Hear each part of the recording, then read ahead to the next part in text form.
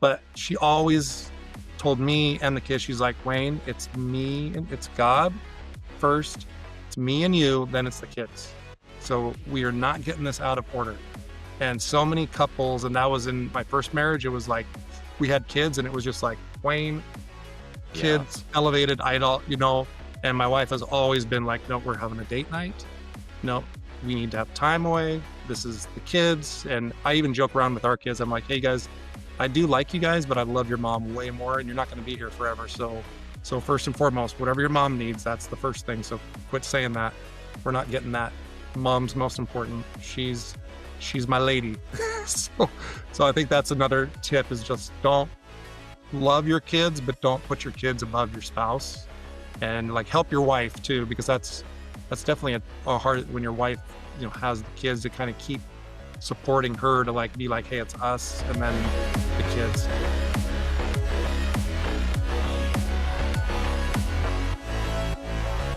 Wayne Johnson, welcome to the Present Fathers podcast. For those listening, Wayne is a husband and father of 8 children. You're one shy of a full infantry squad there, buddy. But yeah, so welcome to the show. Can't wait to talk to you. I know we got a lot to cover, so why don't you go ahead and more formally introduce yourself to the audience? Welcome in. Hey, absolutely. Super excited. Yeah, we're up to 8 kids now. And sometimes at dinner, I have to do the head count. And I'm like, are you one of ours? No, in all reality, but my wife and I, we live outside Seattle, Washington, and I got a little bit of a tech background, entrepreneurial background.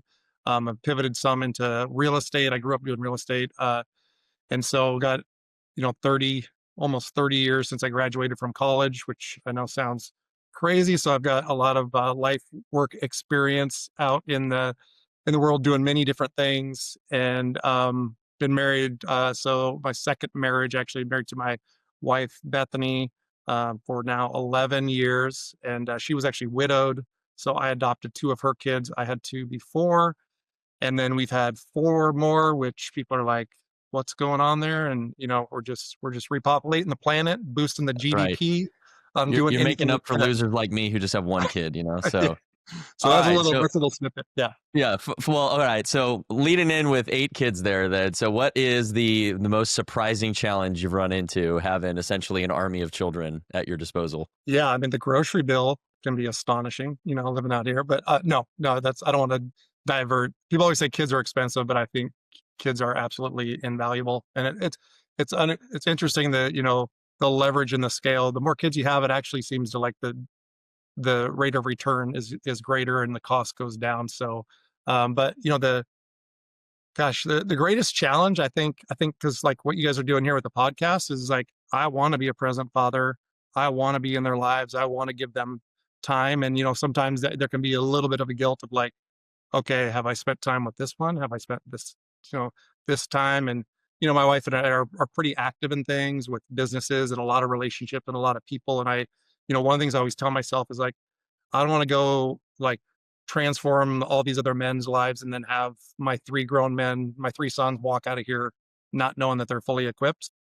So even though I'm doing all these things that like I think that God gave me all these really amazing talents and I want to like stand before him and say like I've delivered with my talents, but I know that number one talent is like I got to be present at home and I got to like have time with the kids. So that's probably the only thing is the scale of having 8 kids just really wanting to make sure that they know that they're loved, valued, seen, all those things. And I sleep well at night, and I feel like we do that. So the best we can, right? You see so many dads who, are very successful at work, have this great legacy, and then you look at their kids and they're a mess. And you're like, man, I wish you'd taken 10% of that effort and poured it into your family because they really needed that. And it is tough. That dad guilt is real. I have 2 kids. And when I'm only spending time, with one, I feel like I'm not with the other. And it's really hard. So I can only imagine, juggling 8, how challenging that is. So was this a dream that you and your wife always had to have a large family, or is it something you came to together? Because it's pretty unusual now for Americans to have 8 kids. So I'd love to drill more into what made you come to this decision. Was it an accident? I'm assuming not. It sounds pretty purposeful. Tell me all about kind of the story behind it. Yeah, no, I mean, my wife, she was one of 3, I was one of 2, so I think we were the kind of the standard nuclear hit family quota. You get your 2, and that was in my first marriage. I had 2. It was kind of like I had a like urge to have more, but that the good thing is I didn't there, and met my wife, and we at the time we thought we were like, wow, two and two, we're blending. Like blending is hard, overcoming trauma from both of the relationships that we had had, one by suicide, another one with like really mental health crisis, just like super hard. Don't wish it on anyone. And then we're blending kids. We were like, "Whew, we're good. Like we have plenty to do in this house without." And but again, it was just like, I'm very faith oriented. I pray. I feel like God really speaks when we're talking, and both my wife clearly heard like, "Hey, there's more. You have more stewardship." And of course, you're like, "Okay, let's have one," and we are like, "Oh, got pregnant right away." And then it was just like she was like, "I think we're supposed to have another." And when your wife's like, "Let's have another," I was like, "Does that mean a lot of practice, or we're gonna really have another?" Either way, it's workout. So we kind of like just went with the flow. I mean, I'm very calculated and planned in business and like my life, but I feel like as we started having kids, we were just like, God help us. We're gonna be obedient. We're just gonna go for it. And here, I mean, the crazy thing is, my wife wants to have one more, and usually I check with her. People to say it, and I'm like, she wants to have one more, right? Is that still true? And she's like, yeah, we're having one more. And I'm like, okay, stay in shape, Wayne. Keep keep There you going. go. Now you can have the official squad per the Yeah, Army yeah. field Now that I manual. know that, man, I'm gonna tell her You can tonight. assign the oldest to be the squad leader and have two fire teams. There you go. You just Exactly. gotta pick the bigger ones to be your grenadier and saw gunners. They Okay. gotta carry more. But Yeah, I'll have the anyway, boys do the squats, get the leg power going.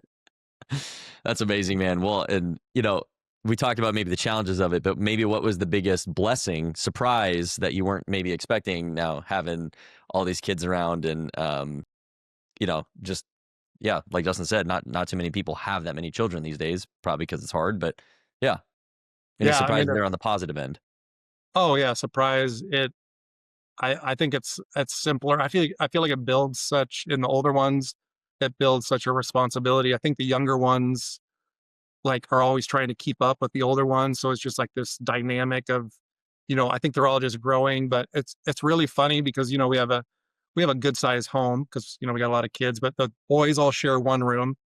So the three boys are Brady Bunch style, and I tell them all the time, it's like you got to cast vision. I'm like, guys, you're gonna have a roommate the rest of your life. It's gonna be your wife, so just practice having a roommate with your brothers. And then the girls, they're split up into two rooms. The other girls, they kind of have a little bit more. But the biggest surprise is I'll come in the house, and they're all in the same room hanging out. They're all like this little crew, like squad. That's And you're so like, hey, cool. like where? So they enjoy being around, and like no one goes off to their room to just maybe that our teenage daughter she'll go off a little bit because she helps, but the most part they're hanging out and they really enjoy each other. And like right now I'm doing the podcast. My wife took one of my oldest sons to go do fencing. He's doing fencing right now, but she's taking the rest of the kids to just go walk around the little town where the fencing place is. Wow, and they're all super excited to go. It's super cold, dark, and rainy here, and they're all just gonna go hang out and walk around the town and do stuff together. So we're just like our own little club, you know. We like play dates are baked into the house and all that, but Yeah, it's that's that's that awesome, man. yeah. Yeah, thanks for sharing. Yeah, we talk a lot about how dad sets the tone, right? How crucial it is that dad is. So, how did you build your family culture like that? Because a lot of people who have, three, four kids, they don't get along, they're not friends. Was there something, do you think you got lucky, or do you think there was something intentional that you did that led to your kids having this kind of friendship? Yeah, I mean, I guess it's just always even with the blend, like my older daughters, they would do sports, and then the other kid, our other two now that are now kind of older two in the house, it we just kinda modeled like, "Hey, we all go to church together." Well, Claire's got a volleyball match, like, we're all gonna go watch her. Okay, we're gonna go over here. So it just kinda always had this, like, united front of, like, whoever's doing something, we're all gonna be there to support, and it's like family is the most important thing. It's the thing that will always be with you, and so I think we've just always kinda tried to model it. I don't know if I think kids just catch it versus what we say, right? What's that saying? It's like it's better caught than taught.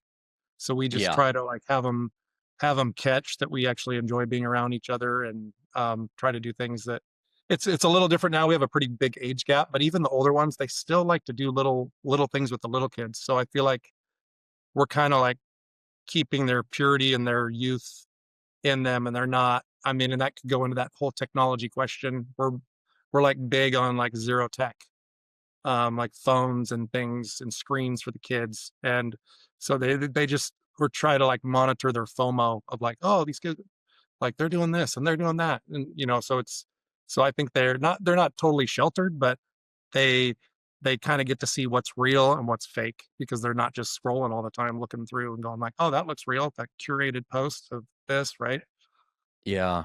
Yeah. And you said earlier cast vision, right? So with your boys there in the room, casting vision of, I love that you use those words. That's something I teach pretty heavily. That I think that's one of our primary responsibilities as husbands and fathers is to cast the ideal vision, right? What can be for everyone, because that's what we latch onto, right? That's what we're following behind. And um, so in addition to just the actions of kind of being there and being present and doing all the things together, it sounds like you also verbalize, kind of the why and the longer term like implications of that. Has that also influenced like your conversations about the technology, is essentially casting the vision of, hey, like, yeah, you're giving this up now, but here's what you're gaining in the long run? Or, how have you kind of managed that with especially the older kids, right? Who are like, well, Timmy at school has a phone. Yeah, yeah, no, that's so good because one of my mentors early on, she used to always say in business, she said, rules without relationship always leads to rebellion. And I was like, oh man, whenever I rebelled, it was because there was a rule that there was no relationship or no reason why. And I think it's because there was never a vision cast to me as to why. So when I heard this rule, I was just like, well, being a guy, usually you're just like, that's hot. I think I should check if it really is hot, right? Touch it. And Yeah. so, but Strong there's Rangers. there's that great there's that great proverb, like I share it all the time, Proverbs 29:18, where there is no vision, the people perish. Or there's another translation that says the people cast off restraint. And so I think right now in our culture, you can see there's no vision for family, for manhood, for fathers. And so the restraint is crazy because people don't have the vision of like, this is what a amazing family united, locked in together can be. And so going back to like with my sons, I like one of the things someone else, I'm always like, there's nothing new under the sun. So I hear things from other people and I'm like, okay, I don't even know who to give it credit to, right? You give them credit one time and now you're just like, okay, I heard someone say, but I've always told my sons, I'm like, hey, you'll never come to me and share something with me that you might be embarrassed about that I'll ever laugh about. So like you can literally tell me anything.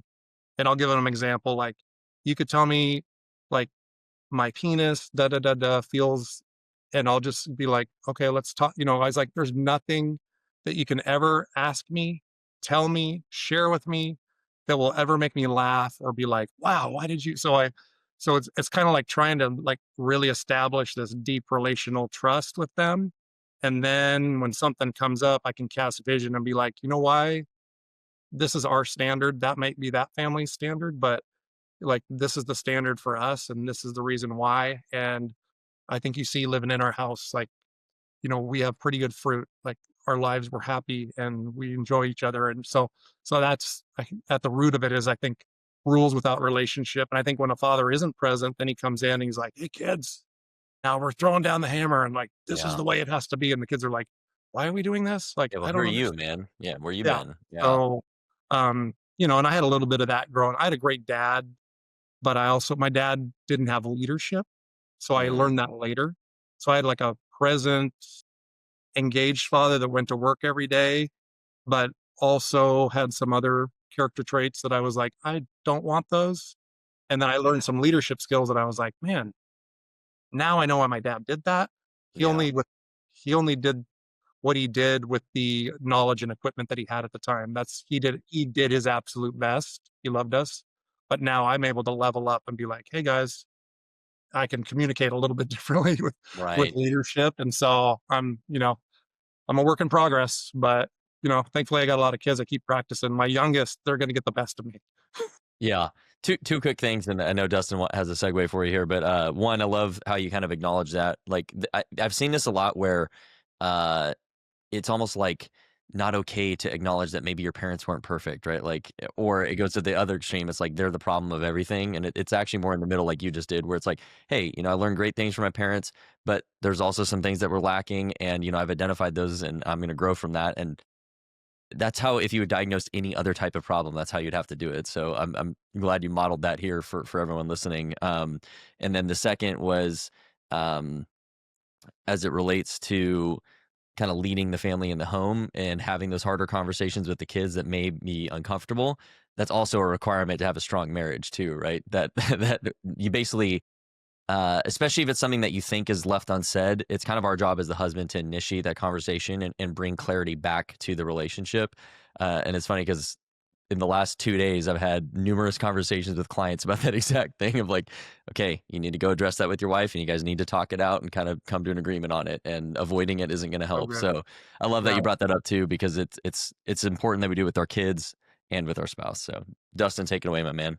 Yeah, one of my good friends, Joel Lopez, made a great point. He said, "Okay, did you pursue your wife or did she pursue you?" Most guys, we went after her, right? That's kind of how it goes. And so it's the same with repair attempts. So if your wife does something wrong and you're arguing, whose job is it to make that initial repair attempt? It's probably still yours as the leader, even if it's not your fault, even if you really feel like you're in the right and she's totally wrong. It is still your job as the husband to go in and try to go make that repair attempt and go see how you can fix it. So that's a very uncomfortable thing, especially for those of us with egos, which is all of us. And so super, super important to still go and make that repair attempt and fix those. And same with our kids. I'm not going to expect my 6-year-old to come apologize to me. Right. Yeah. We are the surrogate conscience for our children because they don't have one yet. It's your job to be the Jiminy Cricket on his shoulder and be the one that goes and helps him fix those things. So you sound like someone who really understands a lot about leadership, especially in the family. Can you think of one thing specifically that you do that other families, other dads don't do that you could help make their family culture better from a leadership perspective? Can you give me just one example? I mean, if my screen was wider, you would see like behind me, I have a big picture of Psalm 112, which I feel like is a life verse for me. Right next to it is a tree that kind of represents for me Psalm 1, which is like, you'll be like a tree planted next to water that has fruit and bears fruit in every season. So like around our house, like we have a lot of visual word clues that just continues to like reinforce to the kids their identity, who we are. So we try to like create this environment. I tell people in our business, I tell them like I treat our business like where we have an environment of success, meaning like if you come in like a Division 1 like college football coach, I love like college football coaches because they just, they know how the right ones, they know how to develop people and programs and they create a culture and an environment. I tell people like if you come into the environment here, you're going to get trained up, raised up, equipped. Like you're going to be ready to go do whatever you're called to do. God's calling you to do.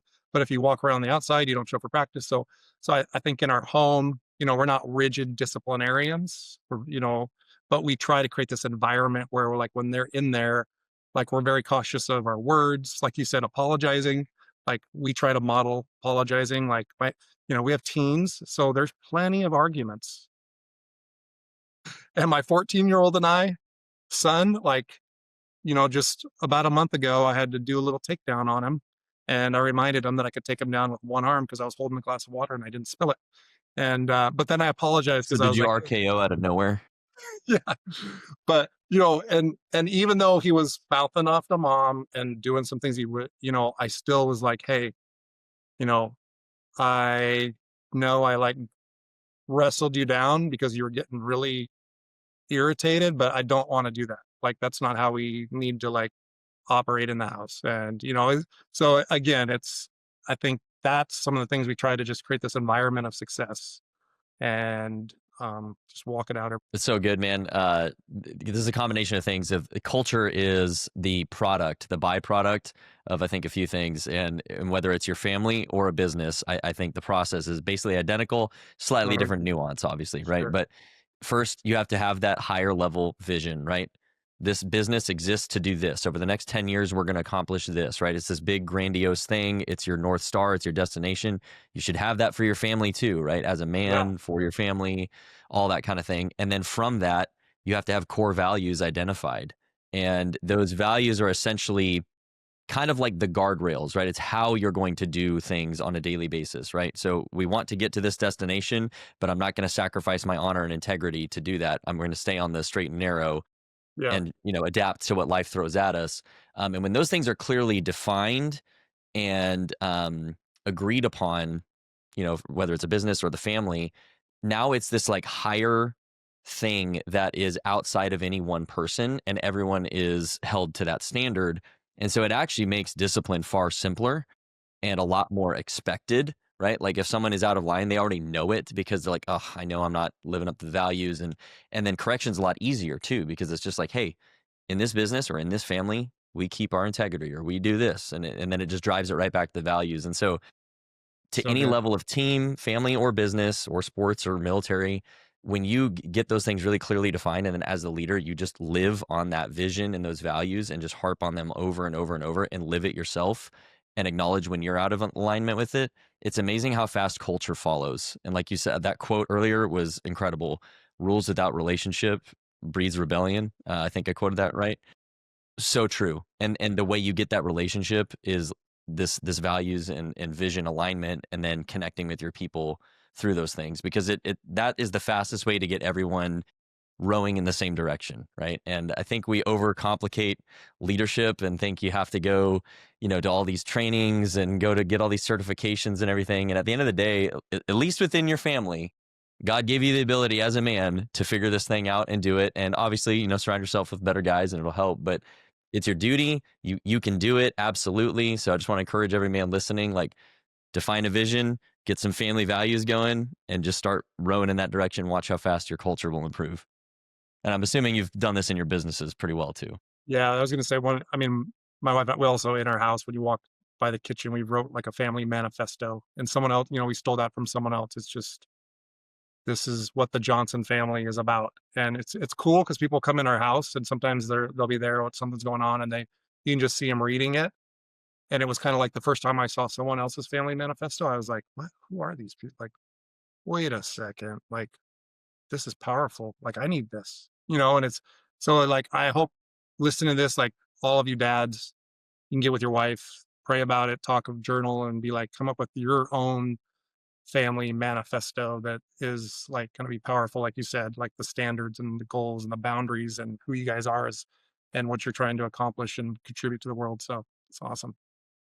Yeah, it's a cheat code. Like with my son, we'll be butting heads and I'll say, okay, well, did what you do align with our values? Burnhams are kind. Were you kind? Oh, you're right. We're not. And I'm a kind person because I'm a Burnham. I need to apologize for that. But when it was just like, oh, you should be nice. Why? It's not part of my identity. I'm just a kid, right? But when you've really got that buy-in because of the visuals over and over, we've talked about this. Are we going to be kind? Yeah, we're going to be kind. It doesn't matter what the age is. It absolutely helps with buy-in. So with your businesses, I know you work with your wife. What's that dynamic like? What's it like working with your spouse from a business perspective, and also then living with them and having all those challenges?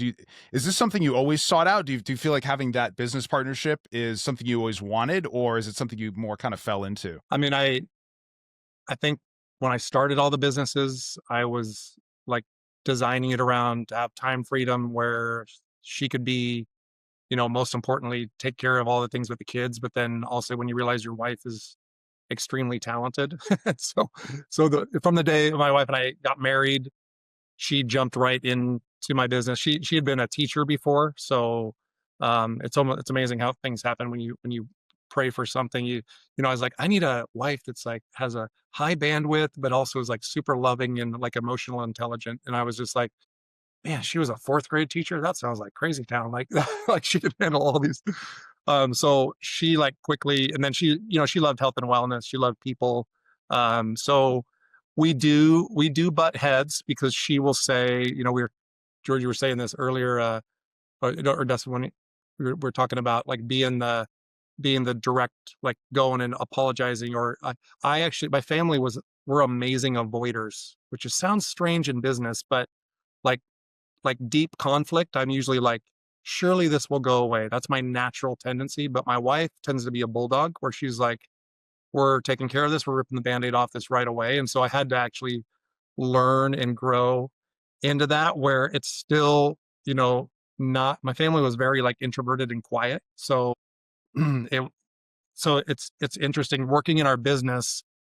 We'll do things or I'll do leadership things. And Bethany's like, are you going to call that person and take care of that? And I'm like, what do you mean? And she's like, you know exactly what I mean. And I'm like, now I am.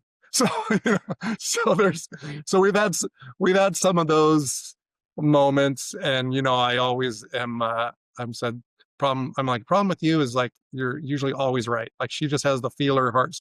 So we've learned each other really well. Like she's got her womanly sense. I've got my business sense because sometimes she'll be talking about some business thing, and I'm like, hold on, this is getting a little crazy. The numbers don't even make sense. Like reel this back in. But then like when it's like seeing people, feeling people and knowing situations, she's always like, Wayne, something's off with that person. And I'm like 100% always. So we've just learned to like really flow together in our gifts and strengths. And we're both competitive. So that's probably the one thing too is we do butt heads. You know, there's no joke about that. But maybe that's why we have kids. We have lots of makeup time. So Yeah. Well, Yes, exactly. just real quick to interject on that though. I think, a healthy marriage is going to have conflict because yeah, you're both people yeah, operating at a high level and you're trying to do, bigger and better things together. You're going to disagree on some things. So, it's how we handle the conflict that I think is the critical thing here. I think there's been a lie that was sold to maybe our generation that like conflict in marriage is bad. And it's like, well, not really. Sometimes it's kind of good to just sit down, hey, we're not leaving this table till we solve this thing. Get it out of the way now. Now it's not like building resentment for years and years, and it's addressed and it's over. So it's how we handle it. And the last point on that too is I actually think it's good to do it in front of your children and then explain to them like, hey, we're good now. Like we talked it out. We made our amends. This is what we do. You're not always going to be perfect. You're going to have conflict with people, and you just need to handle it correctly. And if you don't handle it overly well, then just apologize to the kids that it didn't go as great. So anyway, that's so I, good. I think it's really important that we make that distinction because I think it's inevitable, right? Like you're gonna have disagreements on something, and the goal there is to get on the same side of the table again together. Yeah, yeah. Yeah. The Gottmans are the only family therapists that have thousands of hours of research on couples. And what they found over and over was that the couples who got divorced had the same amount of arguments as the couples who stayed together and had happy relationships. The difference was the happy couples knew how to repair the arguments and fix it later, right? So disagreement is not a sign of discord or a problem or anything like that, but it's the resentment and the refusal to then fix it afterwards that is really, kind of the death knell. So you're absolutely right. Disagreements are a healthy sign. And if anything, if you don't have disagreements, that means you're avoiding something and there's probably deeper issues. So that's definitely something to consider. So Wayne, when it comes to generational wealth and setting up your kids, what's your vision? What in 20 years, if you could like wave a magic wand and everything was perfect, would your kids be doing their own thing? Would some of them be part of your businesses? Are you looking to, potentially groom some of your kids to be that next level of the Johnson family, or are you kind of letting them do their own thing and you're not necessarily including them in your businesses with you and your wife?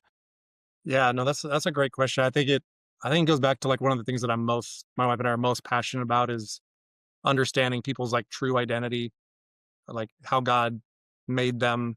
And, everyone has different skill sets, everyone has different talents, and, not trying to be like, okay, oldest son, you're this round peg and you're going in this square hole because you're the oldest Johnson, and the oldest Johnson, like they do this and they take over that. And, and so we're very conscious to like really understand what are our kids good at, what are their gifts, and kind of start to see like, okay, hey, this is like I was my 9-year-old example. We were driving to school today, and he built this whole solar system Lego set for a class project, and he's very meticulous and builds things. And I was like, man, buddy, you are a builder. I said, did you know your grandfather was a engineer for NASA? Like he designed rockets, and he was like, yeah. And I said, I can see you designing like crazy, amazing things. And I said, guess what? Like that blows my mind because I did not get that that didn't come to me. Like it skipped a generation. So I said, I think you might have that though." And so, if I were to be like, buddy, you're going to come in and you're going to start like taking over this real estate business, and you're going to go start doing these things and do all that. So I try to just have like a lot of conversations with them about, and really trying to be in discovery, like what do they what are they passionate about, what's like what winds their clock. And at the end, it's funny, in my business I do talk about generational wealth and creating a legacy and all this stuff, but I guess I've made a lot of income over the years. And the one thing I feel like, money comes and goes, it has wings, but like I want my kids to have wealth in their mind, in their spirit, because that'll make them like unstoppable. Like I tell people around me, I was like, guys, we got to make ourselves recession proof. And it's not money. It's like who we are as people. It's the relationships we have.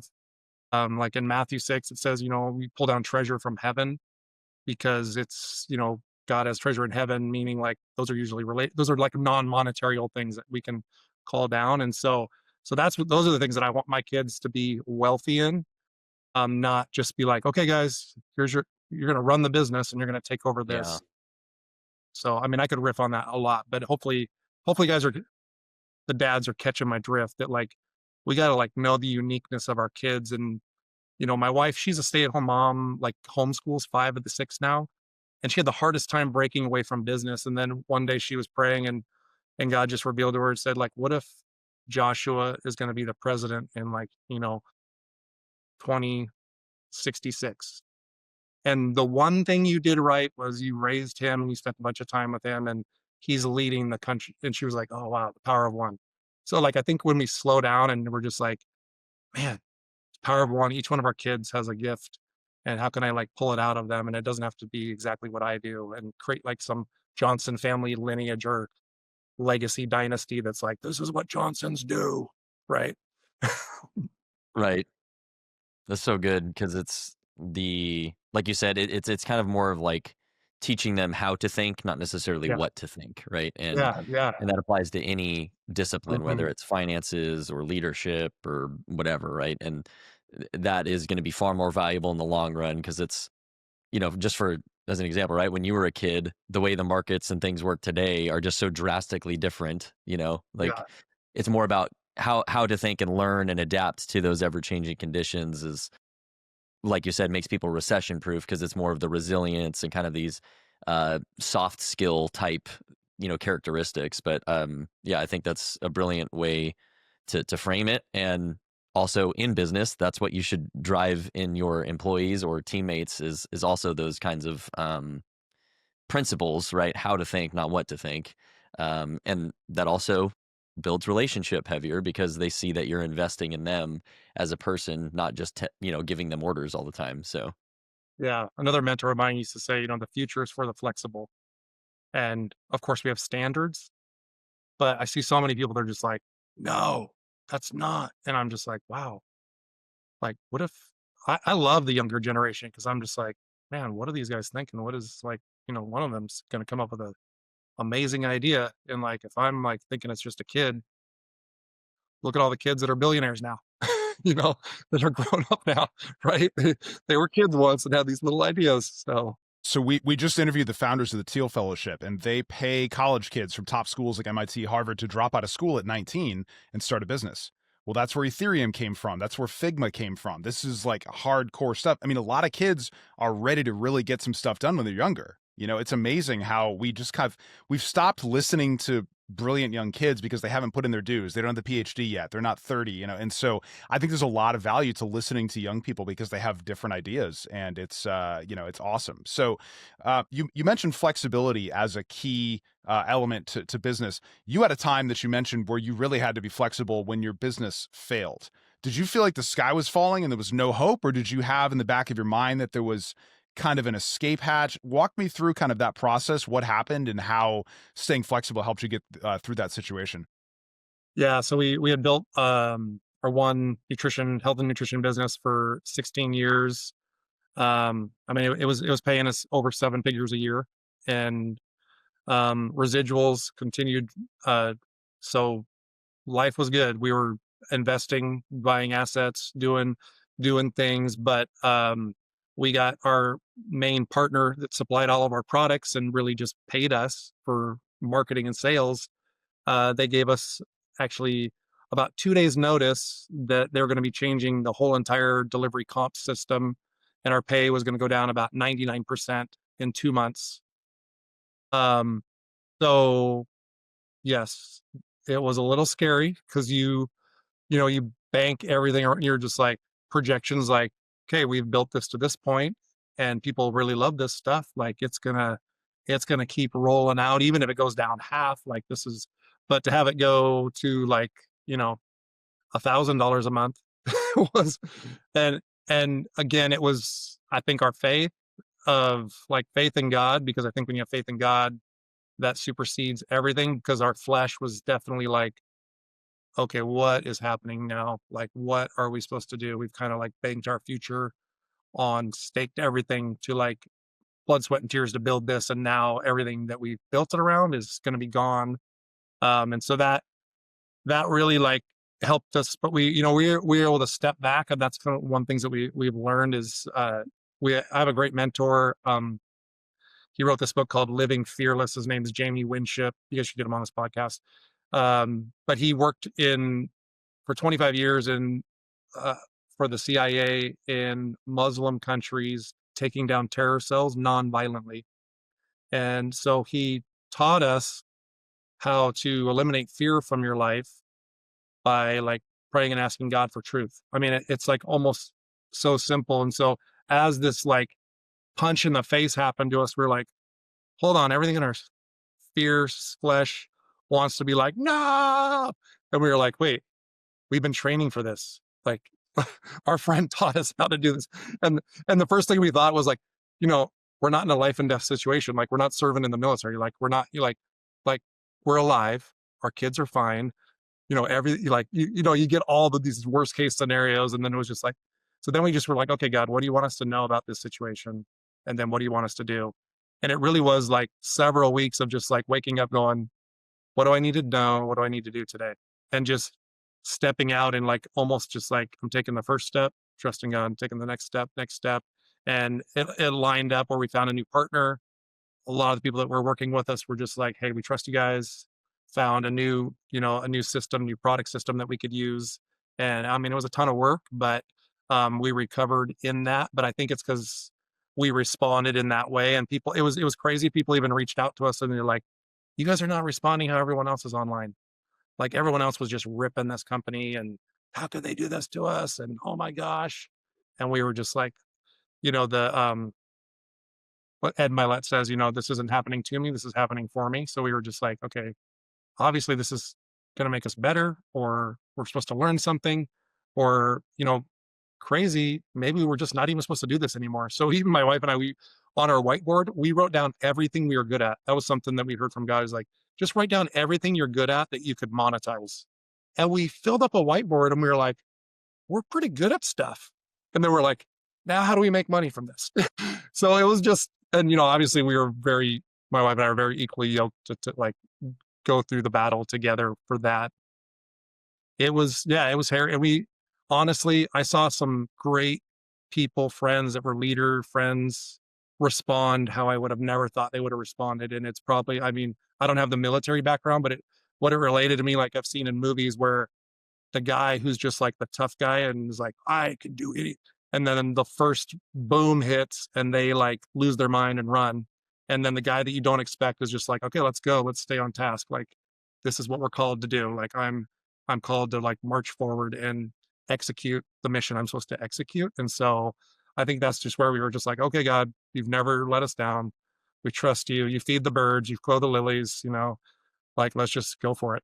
So that's really kind of how we marched out every day since then. That's awesome, man. Yeah, a lot of really great wisdom in that kind of anecdotal story, right? A lot of nuggets we can pull out of that. It reminds me of the poem "If" by Rudyard Kipling. Have you ever read that one? Yeah, but there's the line in there. It's like, when everyone else is losing their mind and you keep yours, then you'll be a man. So that gives me, it reminded me of that line there. And speaking of written works, you've got a book, right? So what's the title of that for the audience? No, I don't. I just told you about my friend's book. Oh, Living gotcha. Fearless. Okay, Yeah, yeah, gotcha. Living Fearless. So Sorry, I misheard you then. Sorry about that. yeah, maybe that is Um, the word to be like, Wayne, that book is in you. Like, you got to get it out, because other people have told me that too. So maybe you're just Gotcha. Okay. reminding me, I Wayne, your just book is in assumed, you. I guess Get so. out. But so let's go back to money, not just the business side of things, but money is probably top two, you know, topics of struggle in Yeah, any stress relationship. and yeah. And obviously your wife and you together have navigated both good and difficult times together. Um, Talk me through, because like one of the things I think a lot of people don't put enough weight into is how different your backgrounds can be and how you view money. It can really be an impasse for a successful marriage. And so I don't know if you have a ton of wisdom or experience here, but I'd love your input. Obviously, you seem to have navigated this pretty well with your wife. Anything you can share about that, I think would be pretty helpful to 100% of the people listening to this. So, Yeah. Yeah, no, I mean, it's funny, we attract sometimes opposite or the, different backgrounds too. So, especially I know with my wife, they were basically paycheck to paycheck, like savings. She would even describe it because we actually just recorded a video recently just talking about our real estate stuff. And she said, my family was like, we work till we die and that's it. Like that was the family plan. And so my family kind of more had vision and structure, but I would also say my family had like maybe an unhealthy relationship with money that I've had to like navigate through of okay, what's really the most important, and we've really pivoted to a lot of experiences and not necessarily being like, hey, you know, we have to take this trip or we have to do this. And it's funny when a lot of people they say, with having a lot of kids, they're like, gosh, how do you guys do any of that? And we're like, well, we'd rather just do stuff with the family. So like I have friends that they're like, we don't want to have more than two kids because then, you got to get an extra hotel room when you travel. And I'm like, well, if you had another kid that wanted to be in the world, what would they say? They like, we didn't wanna have you because we wanted to not get 2 to hotel rooms to go on that trip, but, for my wife and I, I've learned a lot from her because her family is very generous, and, like, her dad will just see someone and be like pull over and be like, "Imma help that guy, I'm gonna give that guy some money." And I'm just like, "What? You don't even know that guy." So there's a massive compassion, loving, like, caring side, and then, so we've had to blend that to be, you know, knowing like, hey, there's basic things we need to take care of, and we wanna grow and wanna, grow wealth and not live in comfort, but actually not be looking over our shoulder all the time when, "Oh, no, here comes a credit card bill." But then also just be good stewards and help her understand, like, this is actually how you can grow wealth and you don't have to live paycheck to paycheck and you can leverage your time and talents in different ways. So, Wayne, do you think that every dad needs to be considering some sort of side business, side hustle, or I work a basic 9 to 5 in medicine, and is that enough for all of us, or do you think it's worth at least entertaining the possibility of some other kind of small business or side hustle that could turn into something bigger? Yeah, it's funny you see online people make these quotes like every millionaire has seven streams of income.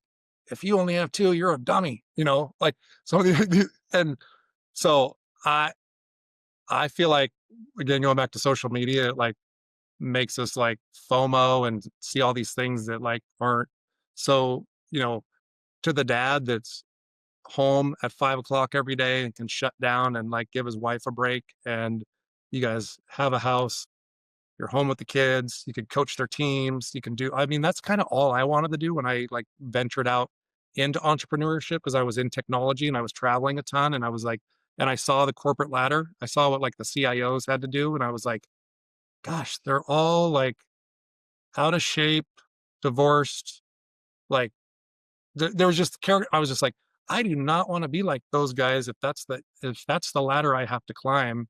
And so I just scaled back. I even, quit the big corporate job, just like you were saying, George, because I was like, I want to design my life and it doesn't have to be millions and millions. But it's funny how when you just take care of the little things for the right reasons, how all of a sudden like big moments happen.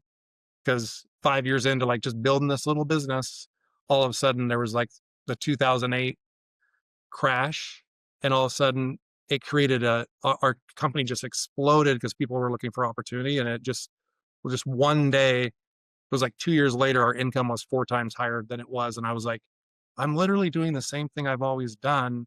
but now it's just exploded. And so I think it's whether or not someone should step out and do this side thing is really like up to them, and like what kind of life are they truly trying to design. And it goes back to the family vision.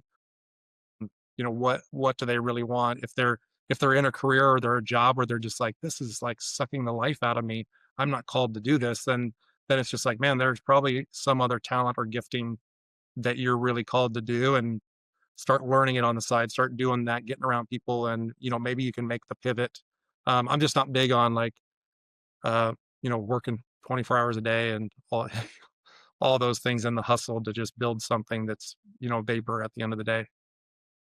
Yeah, that's something I caution my clients a lot on is like you need to, because it's not like a binary equation, right? Like what's Yeah. right for one guy is probably not Yeah. right for you. You Absolutely. need to weigh it in the or filter it in the context of the current season of life you are in, right? Got a newborn infant, yeah, you need to keep working out and all that kind of stuff, but you're probably not going to be setting your PRs in the gym. Like, let's just have some, real expectations here. Like things are going to scale back a little bit for you because you're going to be massively sleep deprived. Okay. So, there's seasonal things we have to endure. And so you got to like kind of reset your expectations. That's not abandoning your dream or your vision. It's just adapting to kind of the present. Yeah. Um, and I think if you have that longer term vision that we talked about earlier, it's a lot easier to weather those periods too without like imploding because your whole identity isn't centered on like one little thing. In this case, it could be money, but based off what we're Right. speaking to. But I mean, it Yeah. could be any number of things. Um, yeah, that longer term look is important, and then also reflecting on what's really happening right now, so like we were talking backstage, I've just recently started a business, right? It's been just over a year that since I completely cut ties with the corporate world and was all in on my business.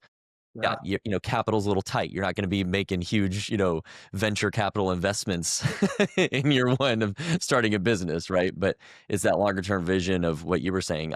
Why did I want to do this? It was tied to values and mission and what I think I was put here to do, and to be able to be present with my family. So it's not all about dollars in your bank account. And I think it's so easy with social media and all this kind of like keeping up with the Joneses of these like metrics, Yeah. but those may mean absolutely nothing in the context of your life.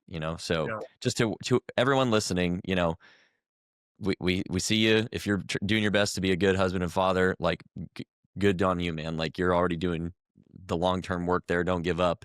And just because Alex Hormozy says grind and hustle doesn't mean you actually have to do it. So Exactly. Yes. There will be a day. There will be a day when you get tired. No kidding. Okay, so speaking of tired, I had a brutal workout today. I've my daughter's won. I'm finally getting back into the workouts, losing some weight. It's been a really great journey for me. Yeah, exactly. What role does fitness play in your family? Is it part of your credo? Is it like, Johnsons are fit? Is it how essential is fitness to a family culture to you?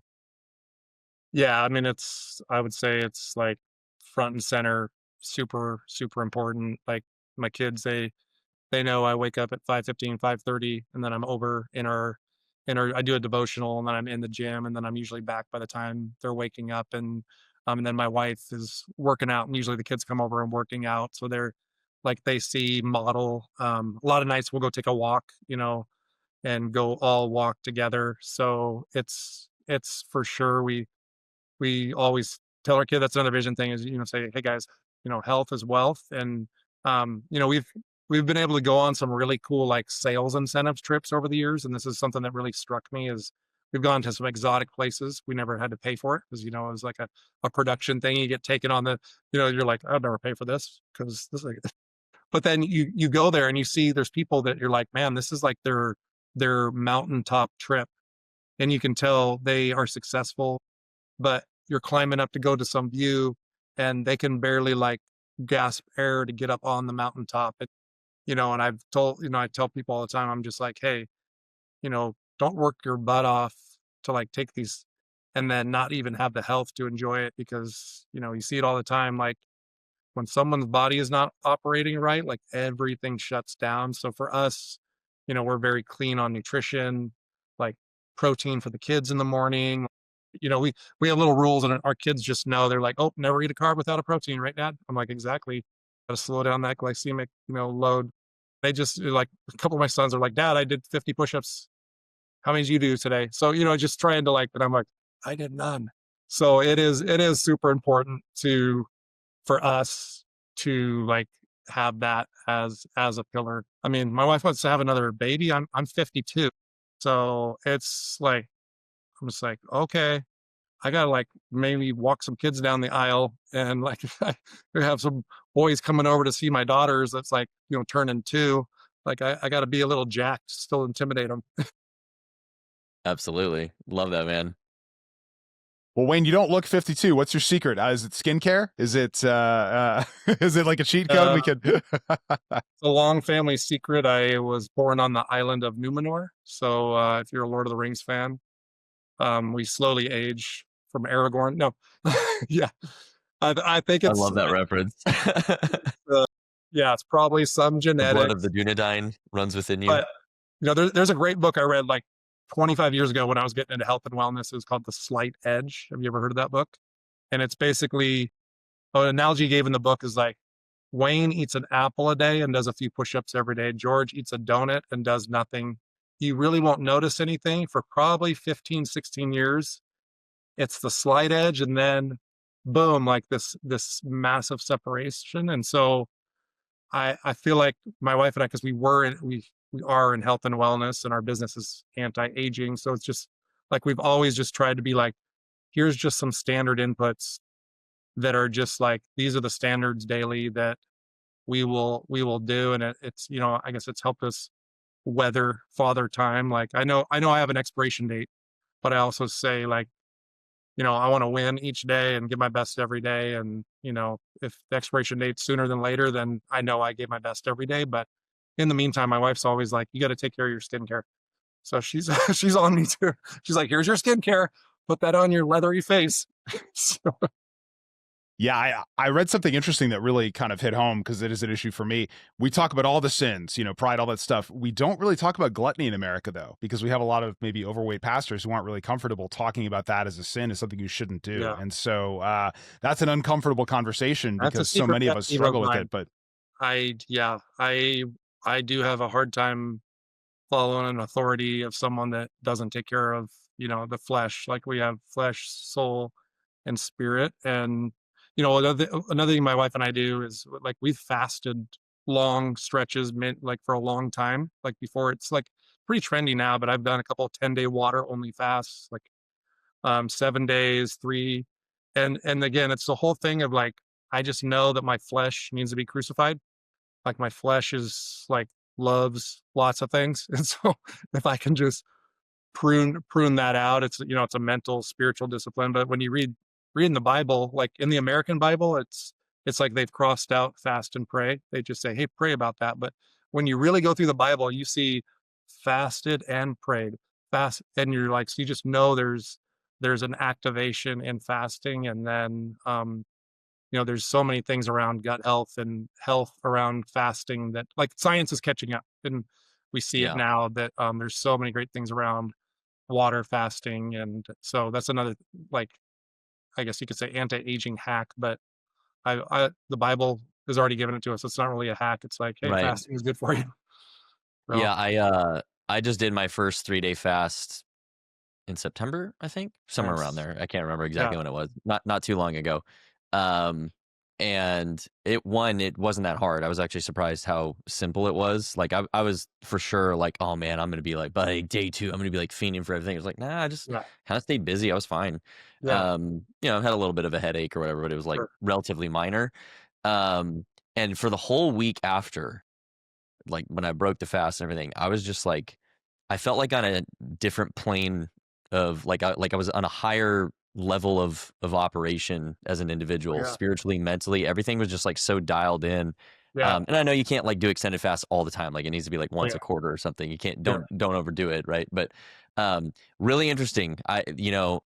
Just everything that happened in that week following it, I just felt so connected in all my relationships with my faith, just operating at a higher level in the business. Just, I don't know. It was crazy how palpable the difference was. So yeah, there's definitely something to that on all fronts, physical and spiritual. So, um, Any follow up to fasting or anything like that? Because I know Oh man, I we know could you have a could probably second go on thing. for a while. I love fasting, but it is my last ditch when I'm trying to really help a guy, and they're struggling through things. I'm like, hey, like trust me, a water fast like will literally change your life if you're at your wits end. Like, why am I thinking about this or craving this or just like you said it. I related it to one time when I was doing a fast. I really had this like vision when I was journaling where like I was a radio operator and like World War II, and just bombs were all over and I couldn't hear anything, couldn't hear any, and it was like God saying like, this is like your life every day. I'm taught, and it was like I had the fast, and all of a sudden it was like the radio tuned in, and it was just like, oh, and I was like, oh, okay, here's the coordinates I need. Okay, I can actually hear you now. And so, like you said, it was just like takes you to this like level where you're like, oh, I didn't know I was so like blind, deaf, and mute. Like I'm so filled up on the world that I can't even hear or feel anything in the spiritual realm. So not like I'm a holy roller. Like I need to fast all the time because I get filled up on the world fast. So That makes so much sense. I feel like the constant flood of dopamine, of food, of all that has taken so many of us away. And I wonder if a lot of the drop in religiosity and faith in America has to do with too much food and too much stimulation. You take some of that away, and you can actually start to hear the voice of God again. It's a really good point. So, Wayne, if you could go back in time and give young Wayne, before you had your first kids, one piece of amazing dad advice. You've got all this experience now. What would that incredible piece of advice be that you would give to yourself? yeah, just slow down and enjoy the time because it goes so fast. And I think when it's new and you're trying to hustle to provide and do all these things and hear stuff, it's just like kids really like spell love with Time. And so to just slow down and be like, you know what, a little 5 minutes here, a little 10 minutes there. Okay, reading the book. I am so tired. I do not want to read you this book. Just like all the things that we do, like it really is dying to yourself, just like in marriage, right? Marriage is like completely like one of our friends, they're like, how do you guys have a successful marriage? And she was just like, you just die to yourself. And you're like, no, is there anything else? No, you just die. And then I think when you have kids, you're like, if I want to raise great kids, you pretty much have to like die to yourself again. And so but then here's one other thing though, is my wife, like she was a bulldog about this. Her name's Bethany. So I would call her Bethany Bulldog because she's like the strongest, like mentally, person I know.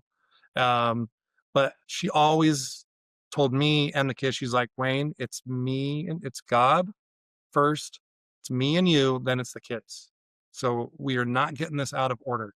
And so many couples, and that was in my first marriage, it was like we had kids and it was just like Wayne, Yeah. it's elevated idol, and my wife has always been like, no, we're having a date night. No, we need to have time away. This is the kids. And I even joke around with our kids. I'm like, hey guys, I do like you guys, but I love your mom way more, and you're not going to be here forever. So first and foremost, whatever your mom needs, that's the first thing. So quit saying that. We're not getting that. Mom's most important. She's my lady. So I think that's another tip, is just don't love your kids, but don't put your kids above your spouse, and like help your wife too, because that's definitely a hard, when your wife, has the kids, to kind of keep supporting her, to like be like, hey, it's us and then the kids. Yeah. What's the best thing a father can do to train his sons? Love their mother well. So yeah, the marriage should come first. It actually makes the kids feel better. There's a lot of psychology that supports that too. It's not just a biblical point of view for those who maybe don't believe on that front. But yeah, it's the first institution your kids know and expect, like from a DNA point of view. So when you reinforce that, it actually makes them feel safer because they're under the coverage of that institution, and it gives them the permission to not have to bear the responsibility of what should be, the marriage's responsibility. So yeah, that's a really good point, man. Glad you shared that one. Final question might be the hardest one we ask you because you have 8 kids, but it's one we ask every dad. It's the if someone asks you like, oh, what's the best thing about being a dad or something along those lines, what's the first like core memory that pops into mind? And you probably have a whole host of these now with so many children, but just what's one like really standout memory or a great experience that you have about being a dad you just want to share? Yeah, well, I mean, we've always been like sporty athletics, so it's like I can remember like teaching my younger daughters to like ski for the first time. And like every one of my kids I've taught to ski from between the legs, but they were 6 and 4, and we hadn't really gone skiing up until that point. And I just told them, I was like, I'm gonna take them up skiing. And she was like, okay, you go by yourself. Okay. And I was just like, I am. So I went, took them, just slugged up to, climbed with all the gear and their little Oompa Loompa outfits from like, Christmas Story falling down. And like I got them all suited up. I was all sweaty, but I was just like, I can't wait. And like that day they like learned to ski and got the bug. And it was just like, those moments where I was just like, this is not comfortable. We're driving 2 hours. It's a busy Saturday, but I just like, I just remember that moment, and it's like carried over to every kid that I've been able. And my wife even is just like, yeah, Wayne's taught every one of the kids to ski, and he teaches all the other, so it's just like this, like I'm just like, I'll always remember that. Like I feel like that was just something fun that we got to do, and they'll always remember it too. Love that, man. Yeah, and it goes back to what you said with your piece of advice of, just enjoy the time because it'll pass. And so that's a great example. You just kind of seized the moment and like, hey, we're gonna go do this, and you made it happen. So love that, man. Hey, where's the best place for people to follow along with you? If there's anything you want to plug, maybe one of your businesses. I know you got like the real estate kind of investment thing there. So Yeah. whatever you So got, let's drop it. yeah. Instagram, Wayne Johnson _official. I don't know if there's anything official there, but that's, that's why it's Wayne It Johnson is now. official. It is now. I don't want to get confused with the Rock. So I'm Wayne. I tell people I'm the Pebble. I'm the little version. You So still have Wayne hair, Johnson, so the Pebble. But no, Instagram, Wayne Johnson _official. And then I do a lot of stuff on LinkedIn. Just Wayne Johnson as well out there. And I have a, fledgling YouTube channel that I'll toss some things out there. But I would say Instagram and LinkedIn are really, I try to pour a lot of kind of things that have gone on in my life out there on a daily basis to just encourage guys and encourage people in business and teach them and educate them around things. So those are the spots. Love it, man. All right, well, go give Wayne a follow. Go follow along with him and check him out. Wayne, any closing thoughts for the audience? Yeah, I mean, I would just say if you're watching this or you're just, you're doing great. You're here. Like every day is a new day. So don't have any regret of like, I'm not doing enough or I'm not. I mean, the fact that you're even thinking about this, you're light years ahead of everyone else. And so continue to press forward, talk to God if that's, to get insight and wisdom, and just know that you're on the path that you're called to, not that anyone else is, but it's your family, and you're doing great. So I just want to encourage you that way. That's right. Keep walking that path, heading towards that mountain of fatherhood. Let's go climb that thing together, man. We'll see you in the next episode.